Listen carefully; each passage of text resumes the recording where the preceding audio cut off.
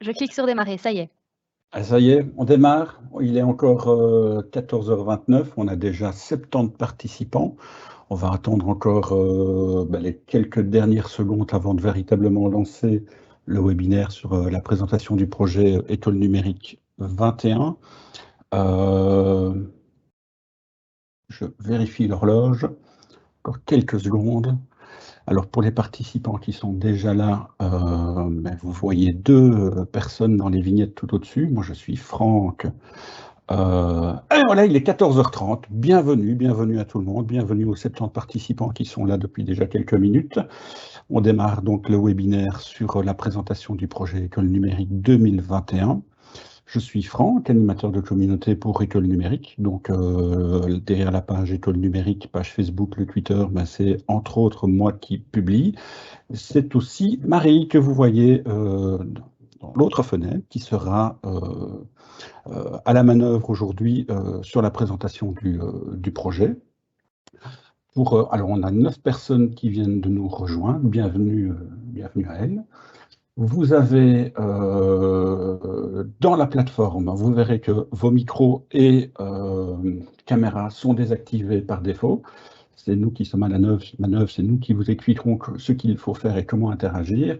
Et pour interagir, le plus simple avec nous, c'est la fenêtre questions-réponses qui se trouve en haut à droite.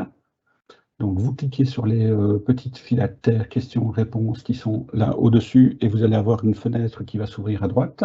Alors ne vous inquiétez pas si quand vous publiez une question, elle ne s'affiche pas tout de suite. Derrière, nous avons 3 modérateurs. Nous avons Caroline, Pauline et Tanguy qui vont filtrer les réponses, qui vont traiter les questions qui seront récurrentes de manière à répondre de manière globale. Nous sommes à 87 participants, ça grimpe. Pour information, mesdames et messieurs, on est à 140 inscrits, hein, donc on risque d'avoir encore quelques participants qui vont arriver. Donc, les questions, vous les posez dans l'onglet questions-réponses qui sera à droite. On ne voit pas Franck. Ah, vous m'entendez? Alors, Pierre, est-ce que tu peux peut-être couper le temps d'un instant la présentation? Comme ça, on me verra. Je pense que le public a envie de mettre un visage. Et puis, comme ça, ils pourront aussi mettre un visage sur Marie juste après. Pour rappel, utilisez idéalement Edge ou Chrome pour suivre le webinaire et aussi pour suivre le sondage. Alors, pour faire connaissance avec les 87 participants qui sont maintenant ici, nous avons lancé un petit sondage via Digistorm. Le lien se trouve justement dans la rubrique questions-réponses qui est à droite et je lance tout de suite la première question et vous nous dites qui vous êtes, si vous le voulez bien. Et puis, je pense que j'ai un petit peu tout dit, Marie. Je pense que je peux te passer la parole, non? J'ai oublié quelque chose? Non, il me semble pas, ça me semble clair. Mais moi, je vais peut-être me présenter aussi. Donc moi, c'est Marie, je travaille pour le SPW. Et voilà, c'est moi qui vais m'occuper, de cette présentation école numérique, hein, comme, Franck l'a si bien dit tantôt. Et donc voilà, comme on l'a dit, la technique, il y a Pierre, mon collègue, hein, qui gère, la diffusion du contenu. Il y a nos modérateurs, Pauline, Caroline et Tanguy qui sont là pour répondre, à toutes vos questions et n'hésitez pas à les poser au cours de la présentation. On essayera d'y répondre, le plus rapidement possible et aussi on prendra les questions qui reviennent peut-être souvent ou qui méritent une réponse en direct. Il y a des moments de questions-réponses où, Franck me relaiera, vos questions et où, voilà, on répondra en direct. Marie, j'ai quand même Oui, oublié un petit truc. dis-moi? J'ai oublié de parler du replay, parce qu'en fait, Ah oui. le webinaire sera rediffusé, sera disponible sur les canaux École numérique par la suite. Donc, si vous avez des collègues qui n'ont pas pu être présents aujourd'hui, le webinaire, de toute façon, sera disponible ultérieurement. Voilà. Je te laisse continuer. Tu peux aussi, dire à nos amis qu'ici, normalement le webinaire sera directement en replay, pendant 90 jours, sur ce lien de connexion qu'ils ont reçu. Donc normalement, d'ici, quand on aura clôturé notre webinaire et que voilà, on aura fait notre présentation. Dans quelques minutes après, ils pourront déjà revoir le replay et il sera évidemment après posté sur notre page École numérique. Donc voilà. Comme ça, c'est clair et c'est dit. Je pense que Pierre peut diffuser. Pierre, est-ce que tu pourrais diffuser le PowerPoint, s'il te plaît? Voilà. Hop. Alors voilà le QR code pour les personnes qui peut-être nous suivraient ou voudraient suivre, se répondre au questionnaire, au sondage en version mobile. Vous pouvez scanner ce QR code et aller sur le sondage Digistorm. Aujourd'hui, pour le moment, nous avons déjà 52 personnes connectées au sondage. Alors n'hésitez pas, peut-être à l'affichage des questions ou au changement de questions, de temps en temps rafraîchir la page de manière à avoir les questions qui s'affichent de la meilleure manière qui soit. Voilà Marie, je te laisse continuer. OK. En attendant que vous répondez au sondage, nous, on va voir un petit peu l'agenda et le programme de cette présentation. Donc je vais vous présenter les éléments qui sont bons à savoir, comme les dates clés par exemple, et les quelques infos vraiment utiles qui méritent vraiment d'être dites dès le départ de cette présentation. Ensuite, je vais voir avec vous les objectifs de cet appel à projet. On abordera ensuite le processus d'appel à projet EN21 qui est vraiment le plus gros morceau de cette présentation parce qu'il y a énormément de choses qui changent par rapport aux années précédentes. Et ensuite, on abordera le matériel à disposition et on terminera par le Fonds social européen. Voilà. Donc les éléments bons à savoir. Donc je sais qu'il y en a certains probablement d'entre vous qui connaissent déjà la dynamique des projets écoles numériques. Donc, ce sont des projets qui sont pédagogiques et numériques à destination en fait des écoles maternelles, primaires, secondaires et de l'enseignement ordinaire ou spécialisé de la promotion sociale. Et donc, voilà, donc ça, c'est vraiment notre public cible. Et malheureusement, donc il y aura probablement des déçus. EN 2021 n'est pas accessible aux établissements lauréats des appels à projets EN 17, 18, 19 et 20. Donc voilà. Cet appel à projet ne vous concernera pas malheureusement, mais sachez qu'en 2022, il y a la volonté de mettre en place une nouvelle mouture et donc de pérenniser les appels à projets, voilà, de l'appel à projet EN 21. Et donc, vous pourrez normalement repostuler pour les années, la prochaine année et prochaines éditions EN 22 et suivants. Alors, les changements par rapport aux autres appels à projets, donc la plus grosse chose qui change en tout cas, c'est vraiment la partie accompagnement. Donc auparavant, l'accompagnement se faisait une fois que vous aviez introduit votre projet. Cette fois-ci, c'est très, très différent. Donc on accompagne déjà dès le début, dès la rédaction de votre projet et dès la réflexion sur le projet. Donc voilà, vous aurez un accompagnement avec différents acteurs. Je vous en parlerai tout à l'heure. Alors il faut savoir aussi que N21, c'est une édition pilote. Donc l'objectif, c'est vraiment de tester cette nouvelle manière de fonctionner et d'accompagner les écoles. Et dans le but de pérenniser cette manière de faire pour les prochains appels à projets N22 et suivants. Et vous devez savoir aussi que si le projet n'est pas assez mature à la date de soumission des dossiers, donc il va y avoir une date quand même de fin. Donc vous allez simplement pouvoir déclarer votre candidature, nous faire coucou, je suis intéressée. Et une fois que cela est fait, vous aurez un certain temps pour remplir votre dossier. Mais si votre dossier n'est pas prêt à la date de soumission, ce sera reporté pour les prochaines éditions. J'en reparlerai également tout à l'heure. Alors voilà, on va aborder les dates clés, donc notez-les déjà bien dans votre agenda, prenez-en bien note. Donc la première date, c'est le 1er octobre 2021, donc il y aura une période entre le 1er octobre et le 17 décembre pour introduire votre déclaration de candidature. Alors, en quoi ça consiste? C'est simplement pour nous signaler votre intérêt pour les projets écoles numériques, nous dire « Coucou, moi je suis intéressée, j'aimerais bien m'intégrer dans ces appels à projets ». Et cette période dure donc du 1er octobre jusqu'au 17 décembre. Après le 17 décembre, malheureusement, nous ne pourrons pas prendre votre candidature en considération. Et donc voilà, une fois que vous avez déclaré votre candidature ou que vous nous avez dit voilà, je suis intéressée, vous aurez jusqu'au 1er juin 2022 pour introduire en fait votre dossier complet et le finaliser. À partir du 1er juin, si votre projet n'est pas finalisé et terminé, malgré l'accompagnement, etc., ce sera reporté aux éditions 2022 et suivantes.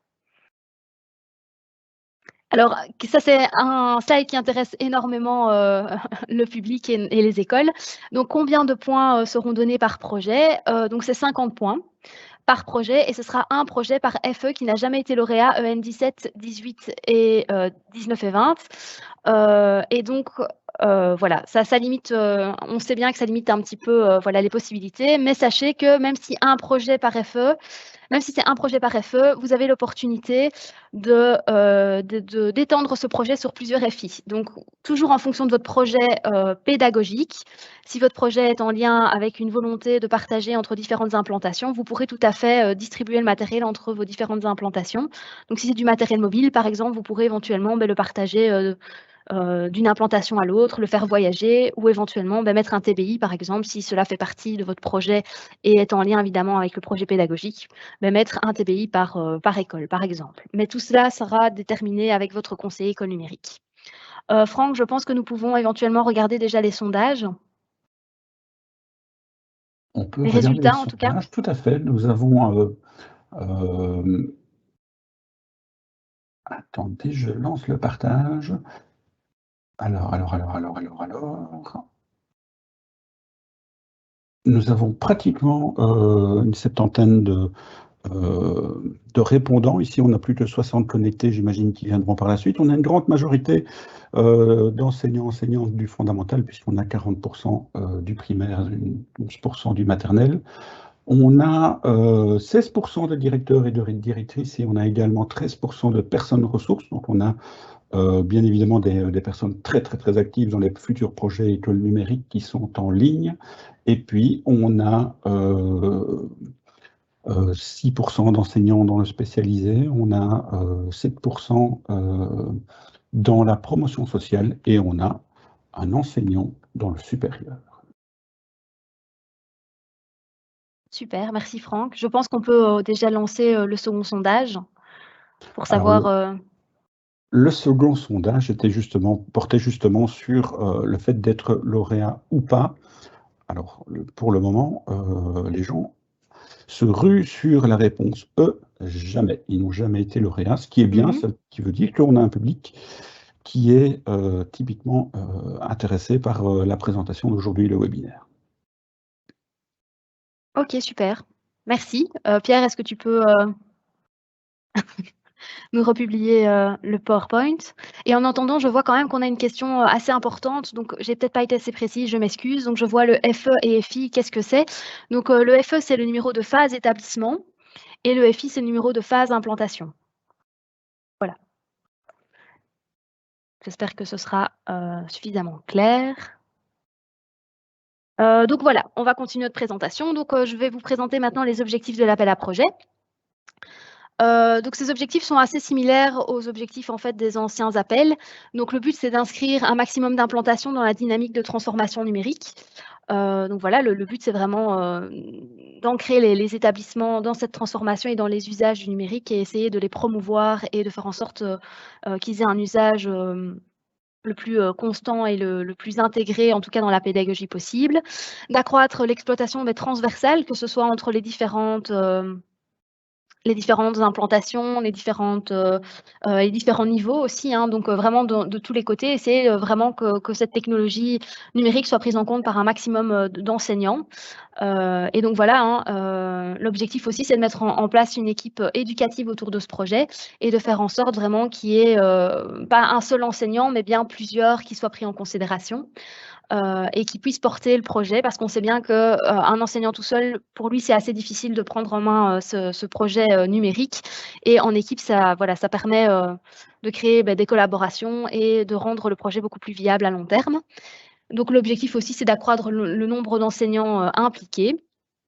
Alors, évidemment, on va vous demander d'essayer en tout cas d'inscrire au maximum le projet dans la stratégie numérique d'établissement, parce qu'on sait que le projet école numérique, c'est vraiment un tremplin assez important et donc vraiment, s'il fait partie de vos stratégies numériques d'établissement, c'est encore mieux. On va également vous demander d'accroître la collaboration. Donc l'objectif quand même d'un projet, c'est de faire en sorte qu'il y ait une collaboration, que ce soit entre les directions, les enseignants et les apprenants. Donc voilà, la volonté, c'est vraiment d'encourager ces dynamiques et de faire en sorte voilà, que le projet soit le plus viable et le plus transversal possible. Voilà, je pense que nous avons un moment de questions-réponses ensuite. Franck, est-ce qu'on a des informations sur ce point? Est-ce qu'on a des questions qui mériteraient d'être répondues en direct? Alors, je vais d'abord, il y avait la question des FI, FE, mais Oui. tu y as répondu et nos modérateurs y répondent dans le chat également. Petit rappel, parce que maintenant nous sommes arrivés à 120 participants, c'est-à-dire que depuis le début du webinaire, on a pratiquement 50 inscrits en plus qui sont arrivés. Je leur rappelle, parce que c'est un élément qui est apparu dans le chat, n'hésitez pas régulièrement à rafraîchir la page du sondage, parce que même si je publie la question suivante, si vous ne rafraîchissez pas la page, la question n'apparaîtra pas nécessairement. Donc ça, c'est un élément important. Et par rapport aux questions, je pense que là, pour le moment, on est bon. En tout cas, nos modérateurs sont au taquet. Parfait, hein, Franck, super. Et je viens aussi d'envoyer dans le sondage un petit rappel du lien vers le sondage. Comme ça, pour ceux qui nous rejoignent, ils savent cliquer dessus. Tanguy s'en occupait aussi, d'ailleurs. Ah bah parfait.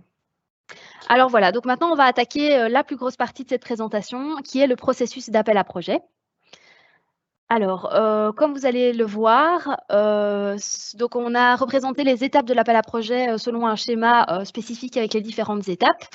L'étape 1 est en tour en rouge parce que c'est l'étape à laquelle on se trouve aujourd'hui. Donc, c'est l'étape de présentation des informations aux potentiels candidats. Et à chaque fois, en fait, à chaque étape, lorsque nous avancerons, vous verrez un petit encadré bleu autour de l'étape pour voilà, vous repérer et savoir où on se situe, en tout cas au niveau du schéma et de l'avancement des étapes, hein, pour à chaque fois vous resituer. Alors voilà, je vais vous parler de l'étape de déclaration de candidature. Alors j'ai déjà un peu amorcé les informations précédemment. Et donc en fait, cette étape, c'est simplement nous signaler votre intérêt pour les projets éconumériques. Donc c'est nous faire coucou, je suis intéressée, et vous pouvez faire ça jusqu'au 17 décembre 2021. Alors évidemment, il faudra pour ce faire compléter un formulaire qui est disponible sur la page écolenumérique.be pour l'appel à projet EN21. Mais on va quand même vous mettre ce lien dans la conversation. Si un de nos modérateurs peut s'en charger. Comme ça, vous pouvez simplement vous déclarer candidate via ce lien. Et si vous rencontrez des difficultés techniques, n'hésitez pas à contacter votre conseiller éconumérique ou éventuellement à nous contacter. Je crois que nos coordonnées sont un peu plus loin dans la présentation. Donc voilà, donc cette étape, c'est vraiment pour signaler votre intérêt et nous dire que vous êtes intéressé par le projet éconumérique.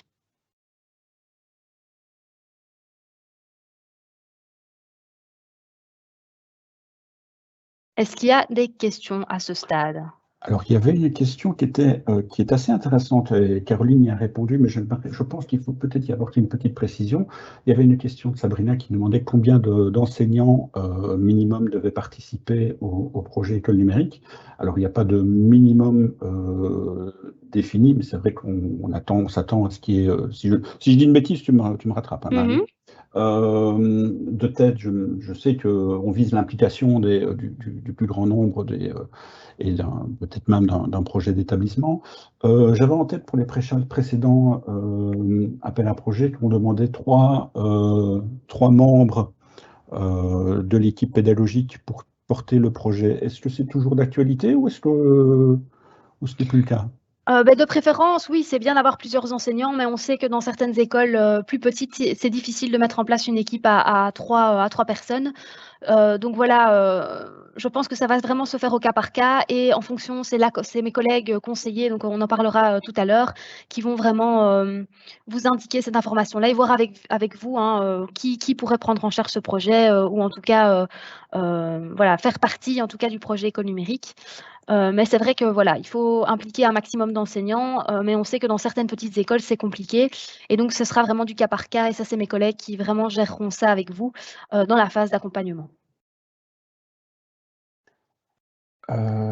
Dominique, tu demandes si les écoles bruxelloises de secondaire et de promotion sociale ont accès à cet appel à projet. Malheureusement, non. Malheureusement, non, c'est un projet région wallonne. Par contre, je pense que la promotion sociale bruxelloise lance un appel à projet aussi. Ou il est déjà lancé ou c'est toujours un projet? Tu en as Je entendu crois qu'il parler? est déjà lancé, oui, il a déjà été lancé. Dominique, je vous invite à vous renseigner de ce côté-là. En tout cas, nous, on a entendu parler de quelque chose. Et il n'y a pas d'autres questions. Marie, Super. Ben, je voilà. crois qu'on va pouvoir continuer. Alors, Donc on est à... Dis-moi. pour le sondage, nous avons 98% des participants qui n'ont jamais été lauréats. Ah bah parfait. Et c'est vraiment donc à eux que ce webinaire s'adresse, hein. Pour les autres, ben voilà, c'est plus compliqué et en tout cas, ça ne EN21 ne les concerne pas, mais ils seront concernés probablement pour l'édition 2022 et suivants. Donc voilà, désolée, mais en tout cas cette année, c'est pas pour vous, ce n'est que partie remise pour l'année prochaine. Alors voilà, je vais continuer. Donc l'étape 3, premier contact avec les conseillers éconumériques. Alors cette étape, comme son nom l'indique, c'est une étape vraiment de premier contact avec les conseillers de notre cellule, qui seront vraiment votre personne de référence tout au long, en tout cas, de la mise en place de votre projet. Et cette étape concerne principalement une étape d'information, une première rencontre en tout cas entre nos agents et votre école. Et l'objectif, c'est vraiment de faire le point sur la situation de l'école, sur votre demande éventuelle, si vous avez déjà une idée de projet ou pas. Donc vraiment faire le point sur la situation de l'école. Et c'est le moment aussi où mes collègues vont vous parler de l'élaboration, de l'introduction, de la mise en place des projets et vont voir avec vous un petit peu plus de détails. Et vraiment, voilà, c'est une étape importante de premier contact. Et sachez que votre conseiller éconumérique sera votre personne de référence tout au long de l'accompagnement et de ce projet. On passe ensuite à l'étape d'enquête préalable. Donc ça, c'est une fois que le premier contact est effectué, mes collègues vont effectuer un premier bilan. Et donc, ce premier bilan va permettre d'identifier le référent et le porteur de projet, et éventuellement d'identifier les différentes personnes auxquelles on pourrait faire appel, en tout cas pour soutenir et pour accompagner aussi ce projet au sein de l'école, donc au niveau de l'équipe éducative. Et c'est le moment aussi où l'équipe va réaliser un bilan de l'infrastructure connectique, donc de la connexion Internet de l'école, vérifier si vous avez Internet ou pas, voir un peu voilà, l'état de la connexion, est-ce que c'est rapide ou pas du tout, est-ce que c'est suffisant ou pas du tout. Et pareil, donc pour faire le bilan de l'infrastructure de l'école, donc vérifier si vous avez déjà, par exemple, du matériel, vérifier peut-être l'adéquation possible entre le matériel éconumérique et du matériel déjà présent dans l'école. Donc vraiment faire le bilan de l'infrastructure, que ce soit connectique, donc de la connexion Internet ou de l'école. Alors évidemment, s'il y a des travaux à effectuer, parce qu'évidemment, si vous avez un parc de tablettes et que vous n'avez pas de connexion Internet, cela risque d'être compliqué à gérer, en tout cas dans votre classe. Et donc, on va probablement, donc les conseillers éconumériques seront là pour essayer de contacter le pouvoir organisateur de votre école et essayer de faire avancer des travaux ou demander en tout cas que des travaux soient effectués pour pouvoir déposer du matériel et que ça fonctionne vraiment parfaitement.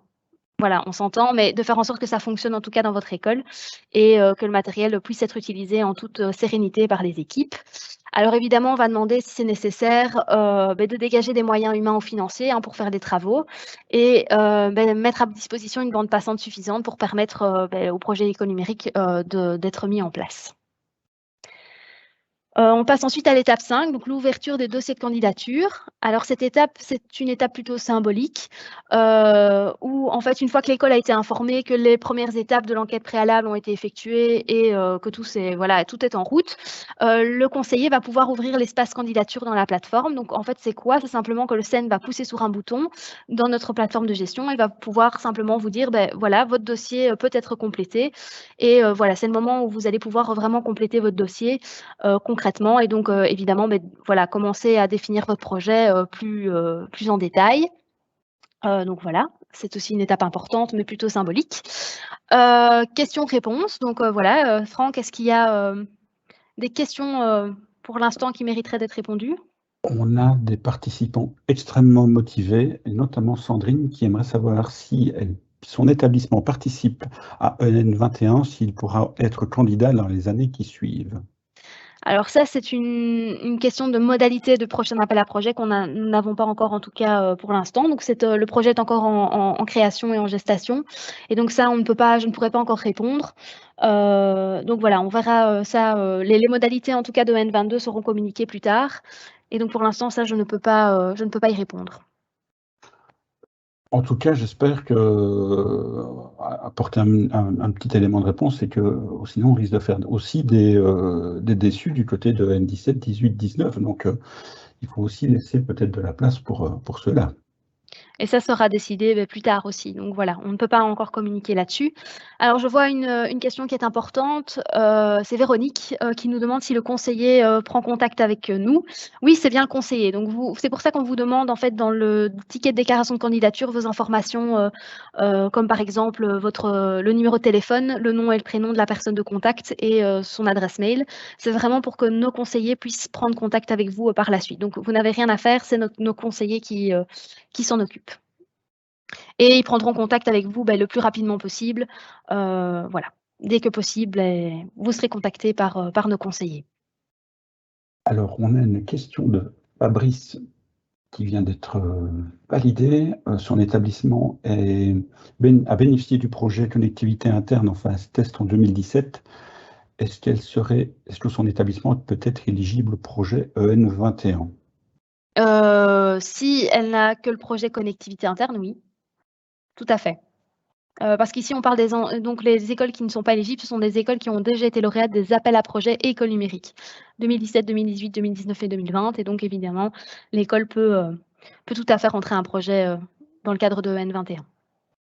Anne-Sophie nous demande si l'enquête interne démarrera au 17 décembre ou si elle... Alors non, ça va commencer bien avant. Donc dès que vous mettez votre déclaration de candidature, mes collègues vont prendre par ordre d'arrivée des tickets, hein, des demandes, et vont prendre contact avec les écoles. Donc voilà, ça va démarrer au plus tôt. Voilà. Dès que mes collègues ont l'opportunité, ils vont vous contacter dès que vous avez déposé votre déclaration de candidature.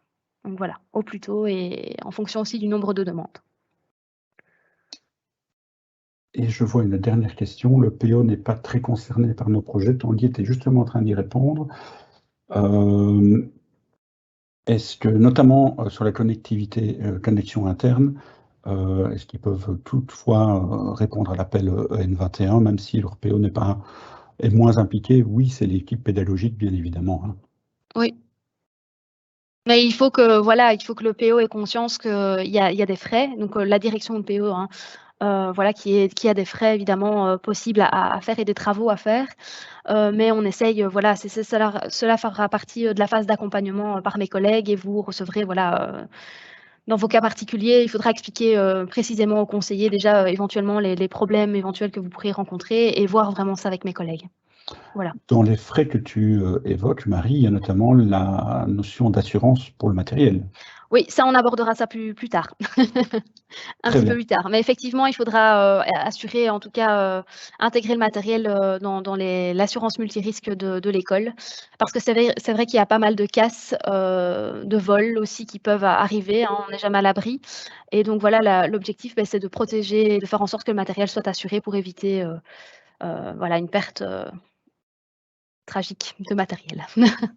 Marine rebondit sur l'implication du PO et des éventuels travaux.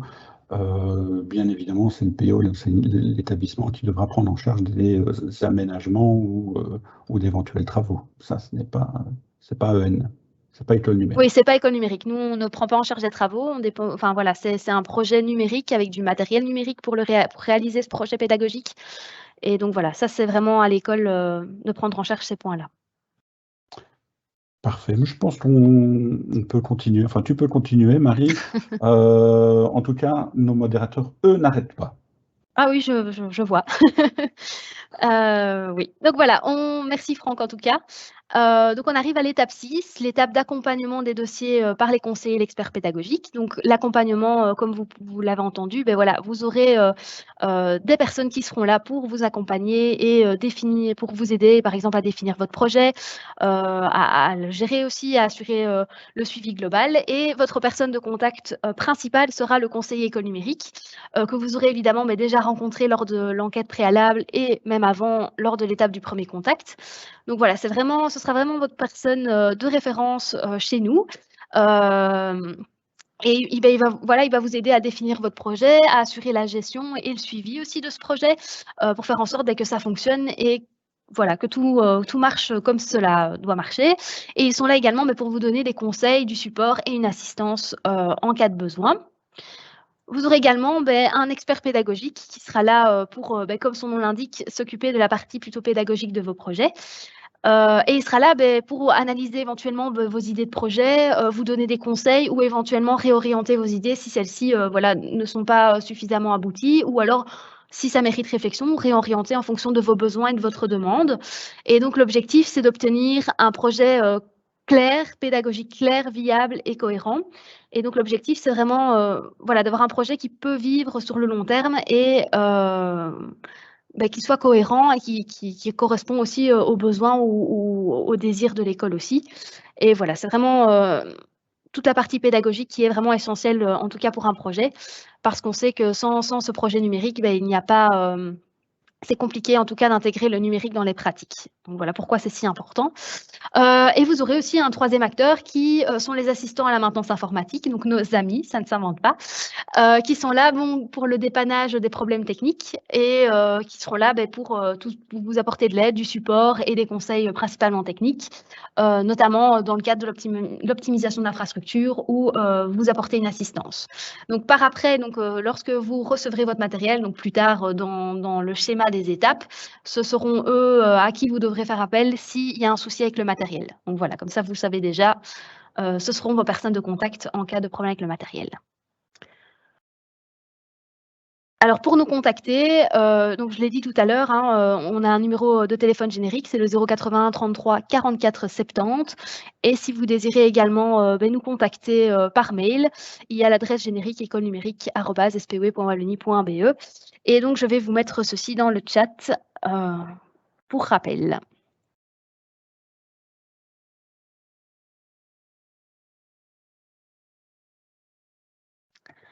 Alors, on arrive au niveau de l'étape 7, soumission des dossiers, et l'étape 8, confirmation des dossiers de candidature. Je les ai réunis parce que, en termes d'explication, voilà, c'est plus facile, en tout cas, de les réunir.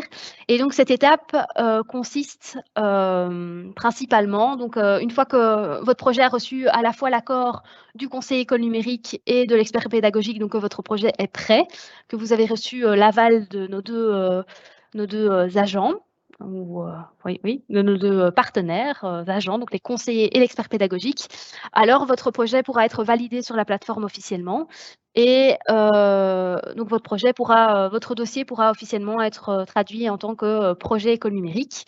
Alors le projet doit être signé par le PO et ou la direction en termes en tout cas d'engagement. Voilà. Et cette étape donc de soumission des dossiers n'est possible que jusqu'au 1er juin 2022.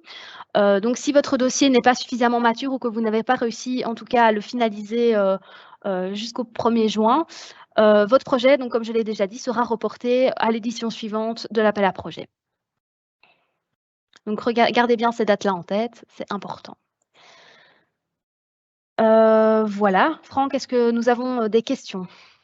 Alors, Astrid s'inquiétait des étapes, notamment dans les étapes que tu viens d'annoncer sur l'appel à candidature. Elle s'inquiétait de rater peut-être une étape.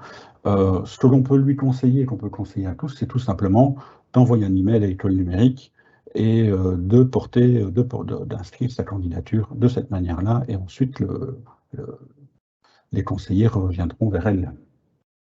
Oui, ou vous prenez simplement contact avec le 080 33 44 70 et on vous aidera à mettre en place votre déclaration de candidature. Pas de panique, normalement, vous avez également un tuto. Donc, on a réalisé un tuto pour se déclarer candidat. Je vais transmettre ce lien pour télécharger ce tuto dans le chat. et cela vous aidera peut-être à remplir. Donc vraiment, c'est étape par étape. Donc si normalement vous suivez ce tuto, vous devrez sans problème arriver à introduire votre déclaration de candidature. Si même après avoir suivi le tuto, vous n'y arrivez pas, n'hésitez pas à nous contacter. On essaiera en tout cas de vous aider du mieux qu'on peut et à la limite, voilà, vraiment vous aider et vous accompagner au mieux. Cindy s'inquiétait sur le caractère innovant du projet. Est-ce que c'est un critère de sélection, le caractère innovant? Est-ce que son projet doit-il absolument être innovant, Marie? Je pense que le projet doit principalement correspondre à la demande et aux besoins de l'école aussi. Donc ça, c'est à mon avis un critère qui sera prioritaire. S'il est innovant, bien sûr, c'est toujours un plus. Mais voilà, le mieux, c'est vraiment que ça corresponde aux besoins de l'école et à sa demande aussi. Je pense que c'est plus pertinent d'avoir un projet qui correspond à la demande de l'école plutôt que d'un projet innovant qui ne correspond pas du tout à la volonté ou aux besoins de l'équipe éducative. Mais ça, c'est un point qui sera évidemment abordé par l'expert pédagogique. Nathalie n'a pas de projet. Quel conseil pouvons-nous lui donner? Eh ben, ça, c'est le meilleur conseil que je peux lui donner, c'est d'attendre d'attendre le contact avec les conseillers école numérique pour qu'ils puissent voilà, voir avec elle éventuellement déterminer les besoins de l'école et éventuellement voilà, déterminer le projet en fonction des besoins et de la volonté de l'équipe éducative. La fameuse enquête préalable que tu as évoquée tout à l'heure. Oui, en et la début phase de processus. d'accompagnement aussi.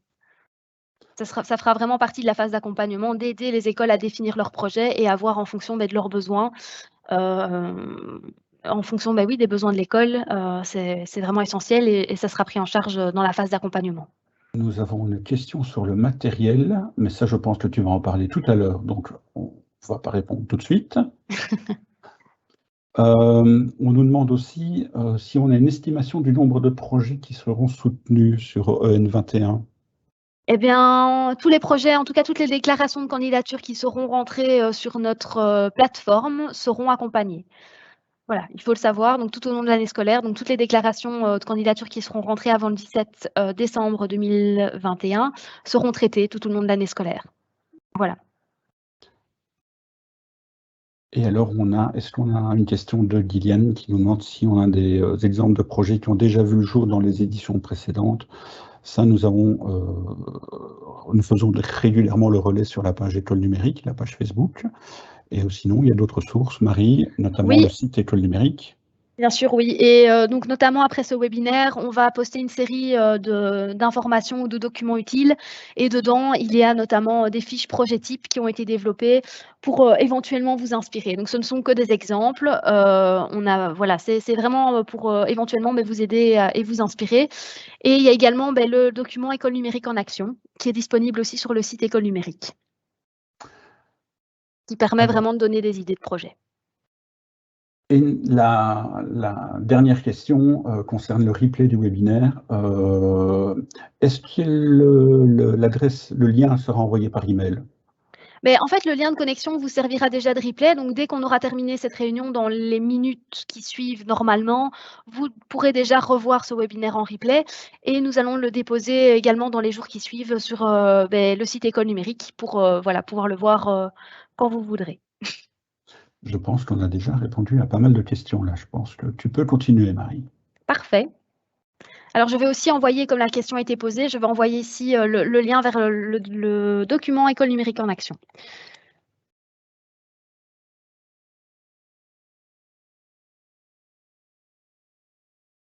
Pour éventuellement vous inspirer. Alors, on est l'étape 9. Donc, l'étape 9, c'est l'étape des commandes de matériel. Alors, cette étape, en fait, c'est lorsque votre dossier est transformé en projet, le SPE va s'occuper de commander le matériel par vague. Donc, évidemment, on ne va pas commander dès qu'un dossier est prêt, on ne va pas commander du matériel. On va attendre qu'il y en ait un certain nombre de dossiers pour pouvoir faire une commande groupée. Et cela sera fait par vague. Donc, ce sera fait plusieurs fois tout au long de cette année scolaire. Je ne peux pas encore voilà, donner de date fixe, mais voilà, l'objectif, c'est vraiment d'attendre qu'on ait un certain nombre de dossiers. Une fois qu'on a un nombre suffisant, on fait une première commande et ainsi de suite.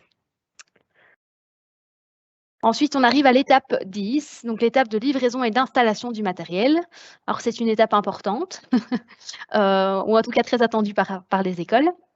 Alors, pour cette étape de livraison et d'installation, on va demander à ce que les acteurs du projet soient relativement disponibles, et même disponibles pour, en tout cas, si par exemple l'installateur vient dans une classe pour installer le matériel, il faudra que quelqu'un lui ouvre et soit présent évidemment pour assurer l'ouverture des locaux et lui montrer en tout cas où ça doit se faire. Pareil pour les livraisons, il faut que quelqu'un soit là pour réceptionner le matériel. Donc la livraison se fera à l'endroit prévu par votre école et nous vous demandons également de prévoir un espace sécurisé. Donc évidemment, ça peut être tentant quand on arrive avec une série de matériel numérique. Si on le laisse dans un couloir à la vue de tous, ça risque oui, d'être tentant pour certaines personnes. Et donc le mieux, c'est vraiment de mettre ça en sécurité pour éviter la casse ou éventuellement le vol.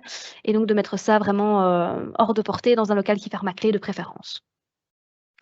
Alors, il y a également, on va vous demander de faire attention à d'autres éléments. Donc, il ne faudra pas déballer les boîtes. Donc, lorsqu'on les livrera chez vous, il ne faudra pas les déballer avant la réception par le SPW.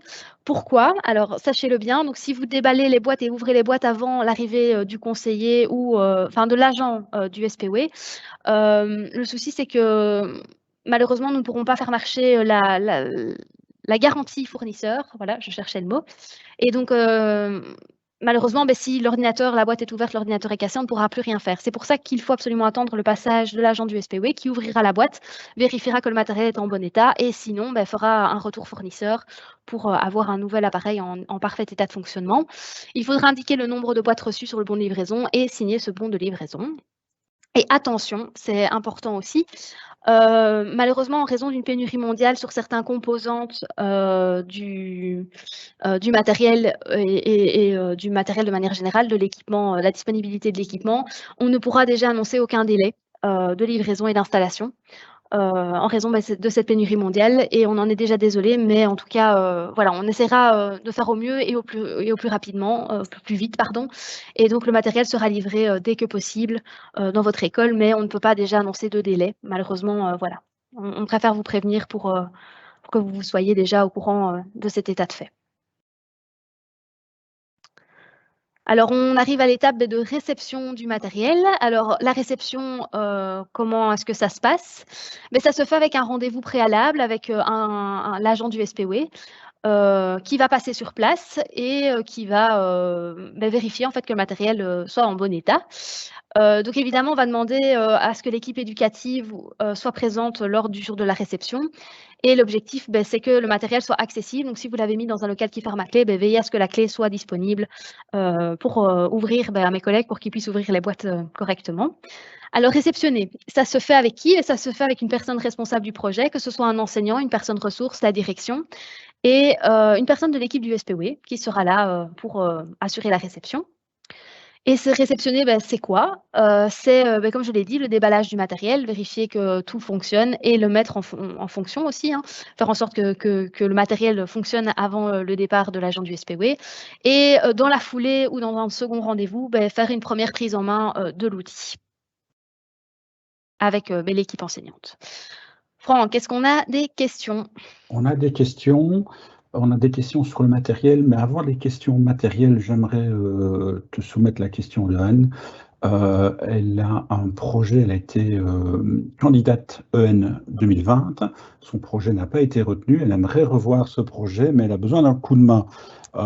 C'est bien le principe même en fait de la nouvelle mouture de EN 21. C'est le principe. C'est exactement le principe et c'est le but de l'accompagnement par nos conseillers, l'expert pédagogique, qui seront évidemment là pour réorienter et éventuellement réorienter, revoir les idées et peut-être en donner des nouvelles aussi pour améliorer ce projet, faire en sorte qu'il soit cohérent, viable sur le long terme. On a différentes questions qui vont un peu dans tous les sens à propos de la livraison du matériel. Dès que le projet est validé, est-ce qu'on reçoit le matériel? Non, il faut bien évidemment qu'il y ait une masse globale de commandes qui puissent être envoyées, donc il y aura un petit délai, c'est bien ça? Oui, c'est ça. Donc, il y a, on va attendre qu'on ait un certain nombre de dossiers pour faire une commande groupée. Et une fois qu'on a suffisamment de dossiers, on fera une première commande de matériel. Et évidemment, comme je l'ai dit, aucun délai de livraison ou d'installation ne pourra être communiqué puisqu'on fait face à une pénurie mondiale. Et donc voilà, on fera au plus vite et pour faire en sorte que vous ayez votre matériel dans les meilleurs délais. Par contre, contrairement aux précédentes éditions, il n'y aura pas une commande, on va dire, annuelle. Il y aura la volonté de véritablement, voire 3 ou 4 fois par an, faire des batchs de commandes de matériel Oui, par rapport aux projets des qui ont vagues. été validés, des vagues Voilà. de commandes. Après, nous serons, ça je réponds un petit peu pour te paraphraser et pour répondre un peu collectivement, on sera de toute façon tributaire des délais de livraison. Et donc, ça sera aussi en fonction du matériel choisi que les délais de livraison seront impactés. Exactement, oui. C'est en fonction, voilà, de nos fournisseurs et de la pénurie mondiale. Voilà, voilà, voilà.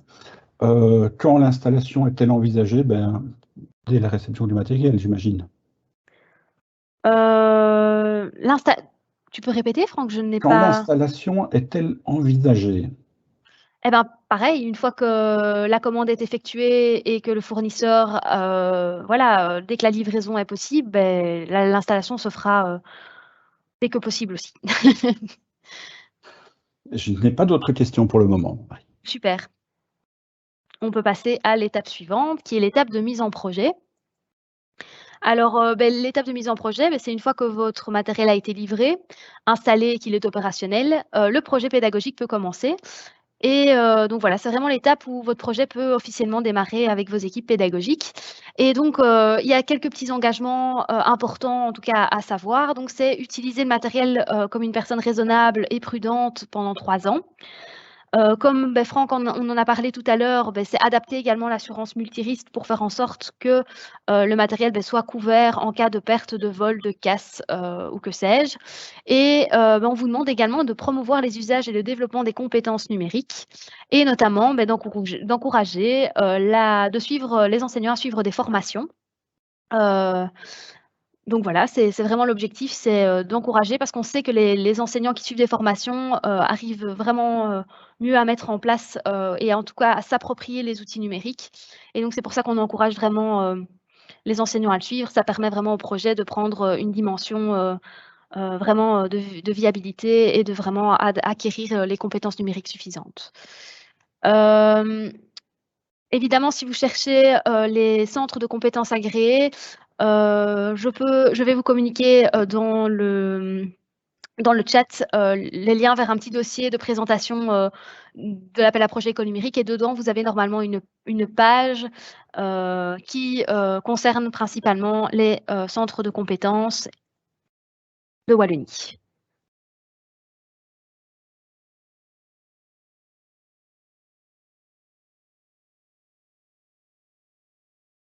Et comme vous pouvez le voir, il y a un nouveau sondage qui est disponible et donc n'hésitez pas à rafraîchir la page du sondage et à répondre à la question.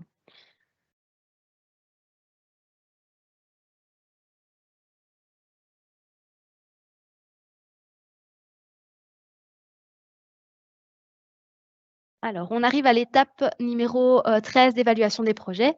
Hem, alors pour cette étape, c'est l'étape finale en fait, enfin finale. Oui.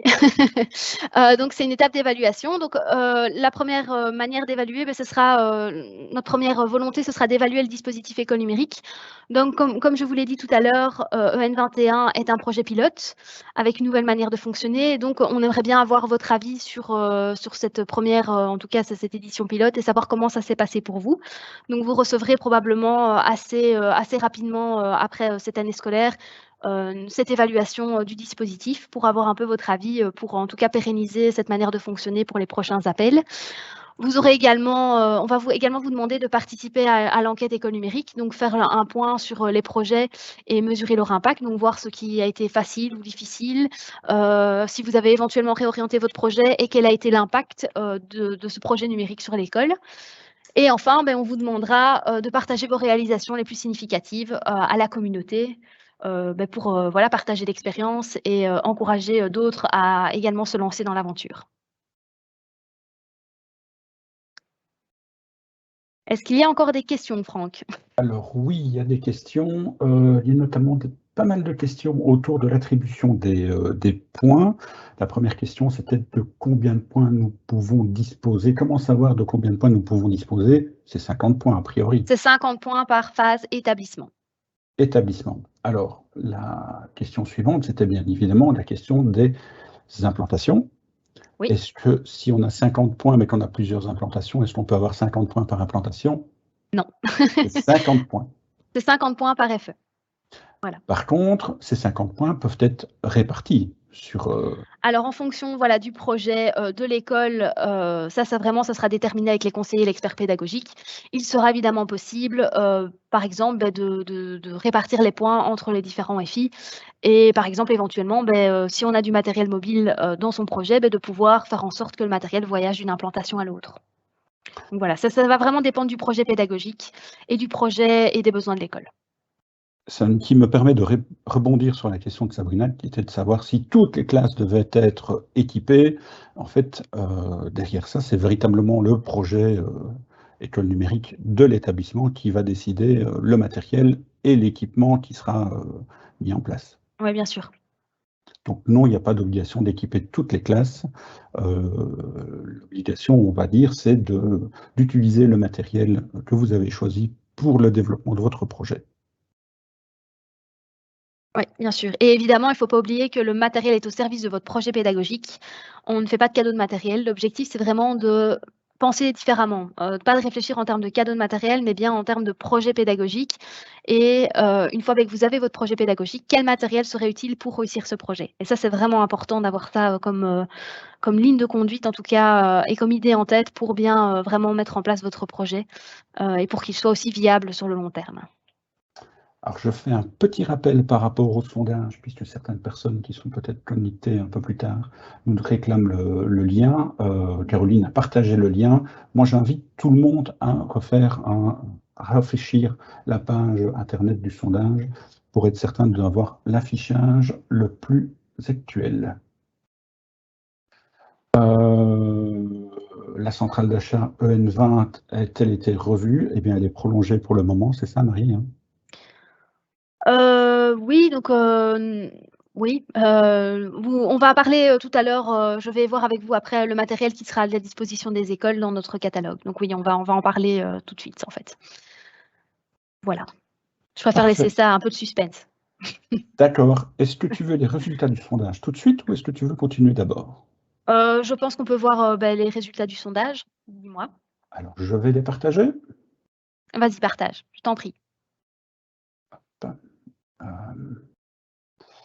Nous avons 44% de participants qui ont des idées, plusieurs idées, mais qui n'ont pas toujours encore de projet clairement défini. Et là, les conseillers auront tout leur rôle à jouer. Mmh. Nous avons 7% de personnes qui nous disent que leur projet est prêt. Ils n'attendent que le conseiller et la validation pour pouvoir démarrer. On a 35% des participants qui n'ont pas encore de projet et qui ont là, du coup, vraiment besoin d'un vrai coup de pouce. Et je pense que les ressources que tu as partagées dans le chat leur seront très utiles. Et puis enfin, 14% des participants ont un projet, mais ils doivent encore finaliser. Et là aussi, ça laisse présager beaucoup de pain sur la planche des conseillers. Mmh. Eh ben, c'est parfait. Je crois également qu'il y a un dernier sondage, je pense, hein, France? Il y en a un dernier, tout à fait. Je le lance tout de suite. Je crois que tu peux le lancer, oui. Je t'en Voilà. prie. Il est consacré au matériel. Je vois qu'il y a déjà les premières réponses qui tombent. N'hésitez pas à faire un refresh de la page si la dernière question n'apparaît pas. Pierre, je pense que tu peux, repartager, merci à Pierre, hein, qui est, notre producteur, dans ce webinaire et qui est un rôle essentiel pour partager, les différents contenus.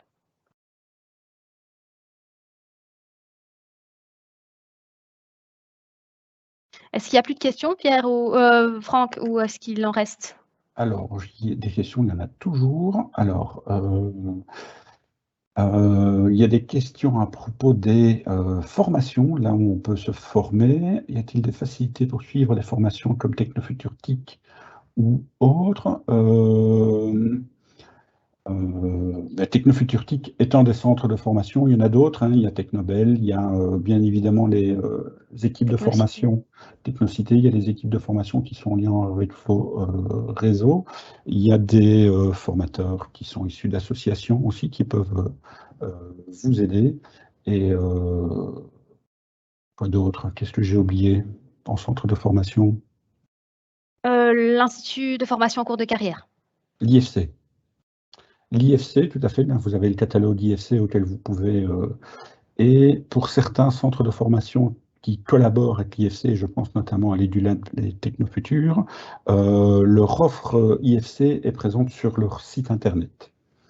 Une question encore sur les points, à quoi correspondent les points? Les 50 points correspondent... alors après, ça c'est chaque matériel a en fait une quotité.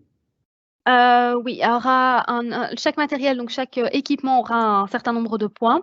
Cela vous sera communiqué par les conseillers école numérique en temps et en heure. Donc voilà, on va vous présenter le matériel de manière générale et pour le nombre de points, voilà, le conseiller sera là pour vous indiquer. Et ce sera disponible également sur le site école numérique en temps et en heure. Existe-t-il une liste de matériel et par point? Oui, donc la liste de matériel est disponible sur le site école numérique. On va la présenter maintenant, en fait, on va la présenter juste après. Et donc l'objectif, voilà, et le nombre de points, comme je l'ai dit, ça sera fait en temps et en heure. À quoi Donc voilà. correspond la notion de points? La notion de points, c'est quelque chose que nous, au sein d'école numérique, nous avons défini avec une valeur par, on va dire, virtuelle de points par matériel.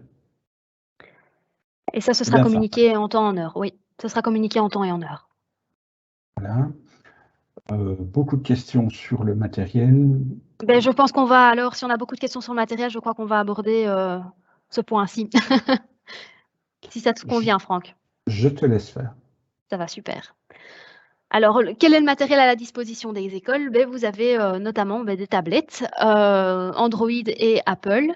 Donc, c'est du matériel mobile qui permet vraiment pas mal de choses. Et donc, voilà, l'objectif, c'est d'avoir aussi les deux, donc Android et Apple, en fonction des affinités en matière d'environnement de l'équipe enseignante.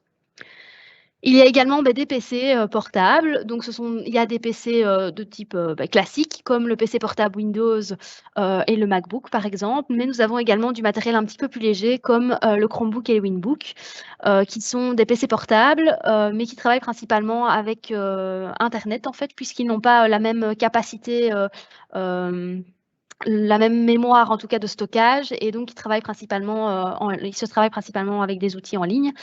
Et avec chacun un environnement spécifique. Donc Chromebook travaille plutôt avec l'environnement Google et Winbook, c'est plutôt l'environnement Windows, mais voilà, avec un stockage plus limité qu'un ordinateur portable classique. Et un hybride, c'est un ordinateur portable. Il a le même espace de stockage. La seule différence, c'est que son écran est tactile. Vous avez également les mini-PC. Donc les mini-PC, qu'est-ce que c'est? C'est une tour d'ordinateur, mais en tout petit, qui permet éventuellement de remplacer, si vous avez ça dans votre école, une cyberclasse vieillissante. Si elle est encore en tout cas fort utilisée aujourd'hui, c'est une manière de remplacer les cyberclasses. Il y a également du matériel de projection, hein, donc le TBI, donc le tableau blanc interactif qui permet voilà, de projeter du contenu, mais aussi d'interagir dessus directement, hein, c'est interactif.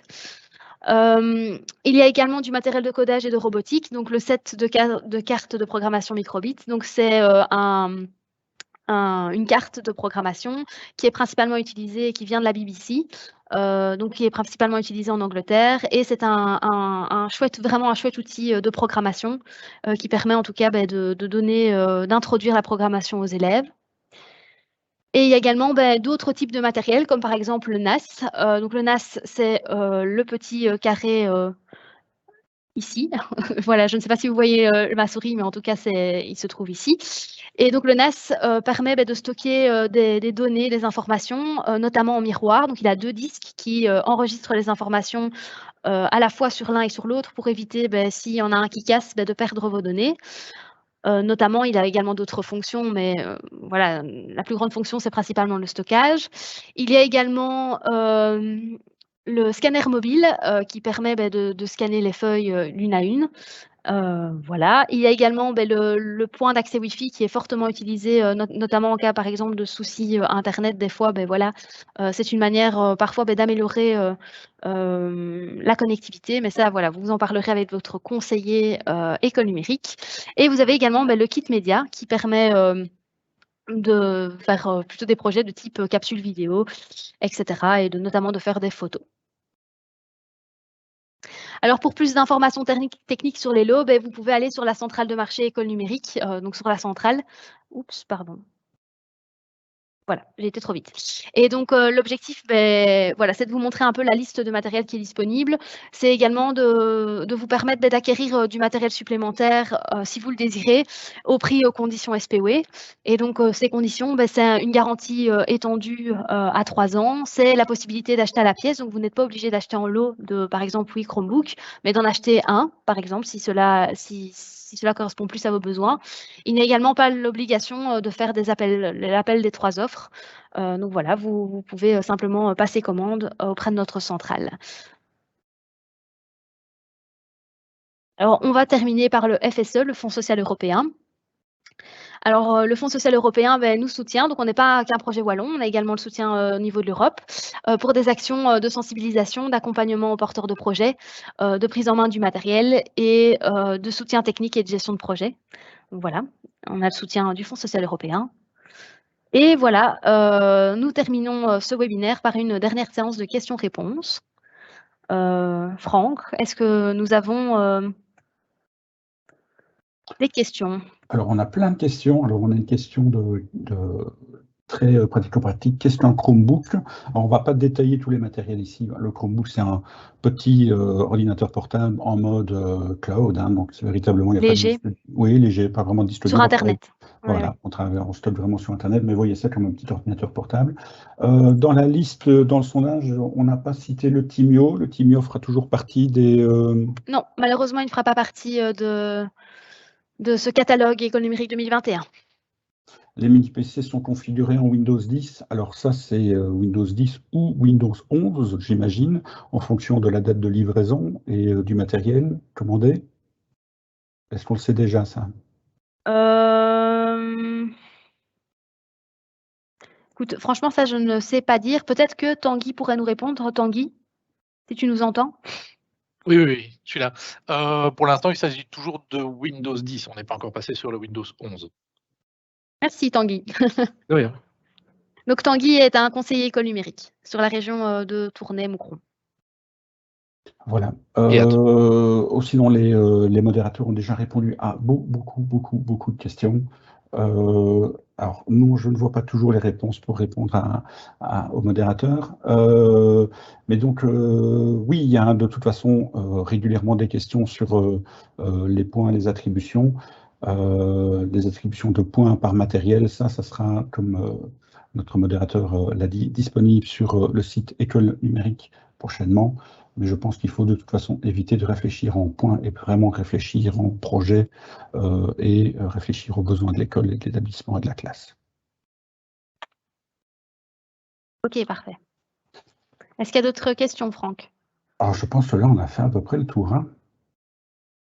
Je vois qu'il y a des questions sur les TBI. Donc, s'il s'agit de tableaux interactifs ou de projecteurs interactifs, ce sont des TBI, des tableaux blancs interactifs, qui fonctionnent avec un projecteur qui est interactif. Voilà. Je me permets d'intervenir sur le sujet. Je pense que la question était de savoir s'il s'agissait d'une interactivité qui est dans le tableau, donc dans la surface de projection, ou si elle venait du projecteur. Donc, j'ai répondu à la personne qui me posait la question que l'interactivité est donc dans la surface de projection, qu'elle n'est pas dans le projecteur. Voilà. D'autant que dans le sondage, en effet, un quart des personnes est intéressé par ce matériel. Ensuite, ce serait peut-être l'occasion de montrer les résultats du sondage, peut-être Franck, avant de conclure. Tout à fait, je fais ça tout de suite. Alors, bien évidemment, comme je le disais, un quart des personnes sont intéressées par les solutions de projection tableau blanc.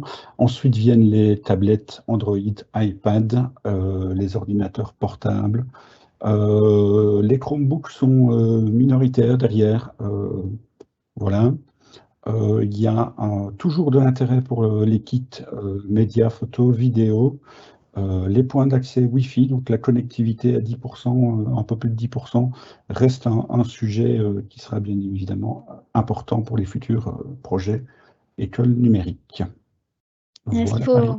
Oui, c'est bien. Mais ce qu'il faut comprendre aussi, c'est que vraiment en fonction de votre projet, il faut choisir le matériel en fonction de votre projet pédagogique plutôt que de réfléchir en termes de matériel pédagogique et puis le projet ensuite. Donc voilà, c'est vraiment le projet qui va déterminer le choix du matériel en fait. Et ça va vraiment être guidé grâce à l'accompagnement de mes collègues conseillers qui seront là vraiment pour vous guider, vous aider dans ce choix. Voilà, voilà. Je pense que là, on a fait le tour. Quel est le lien du formulaire à compléter pour manifester l'intérêt de l'école? Eh bien, voilà, Pauline partage le lien vers le site École numérique et vers le portail. Marie, est-ce qu'on ne ferait pas vite un petit retour sur les 2-3 points importants qu'il faut savoir pour être candidat à EN21? Oui, bien sûr. Donc, vous rappelez-vous donc les dates. Jusqu'au 17 décembre, vous pouvez nous signaler votre intérêt dans la déclaration de candidature et vous déclarer candidat. Une fois que vous avez fait votre déclaration de candidature, vous serez contacté par le conseiller école numérique qui vous contactera et commencera son accompagnement.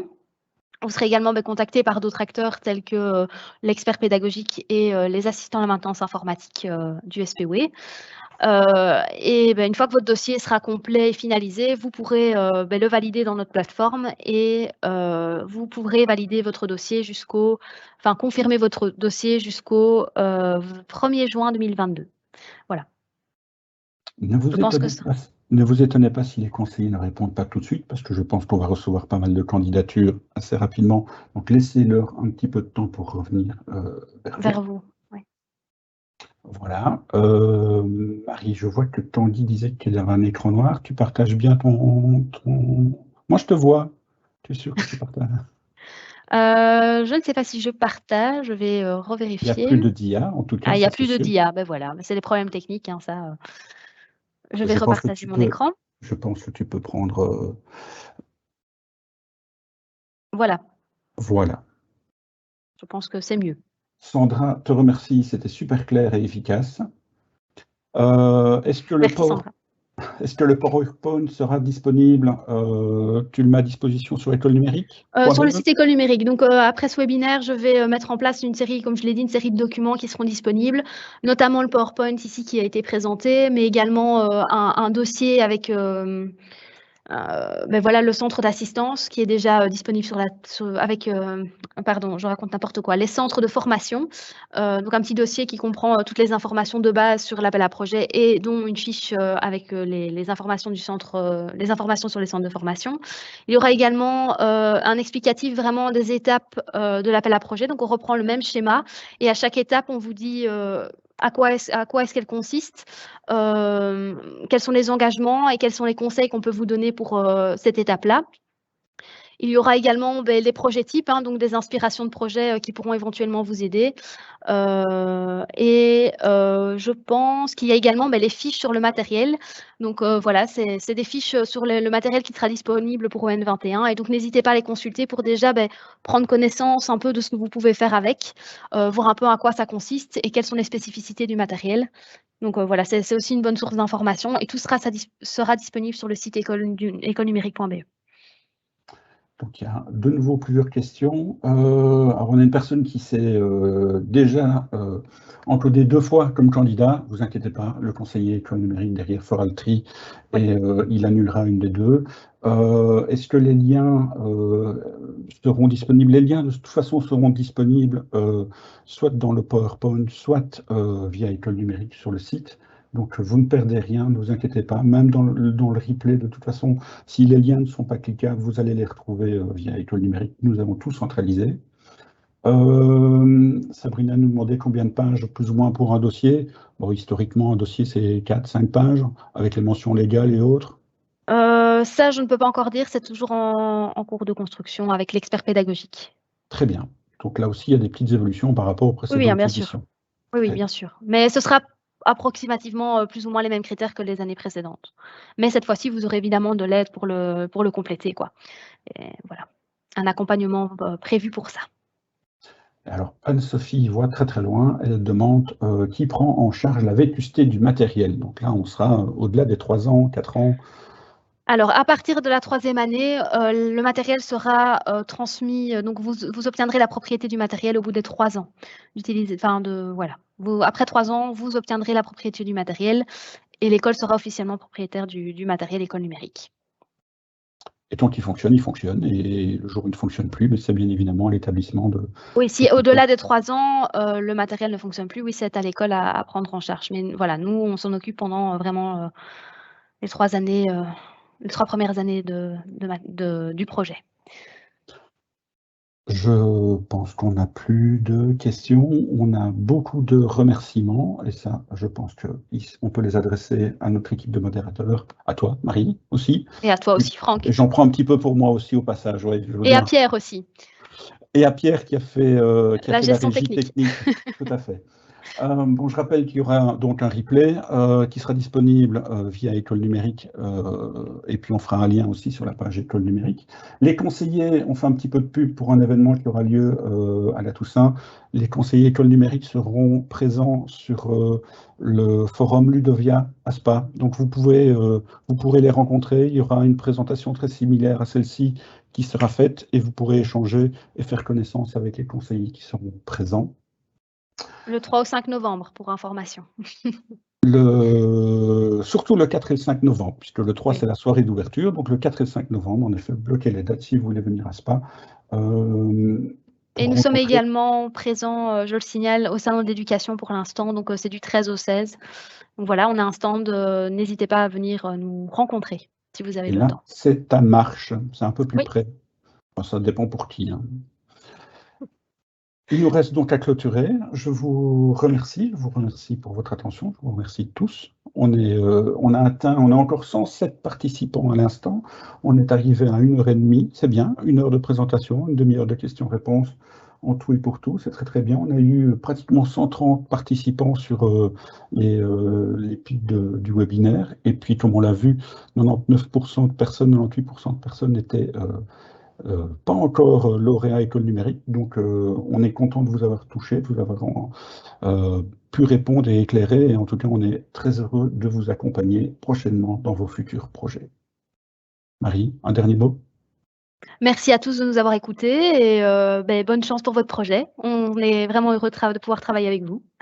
À bientôt. À bientôt.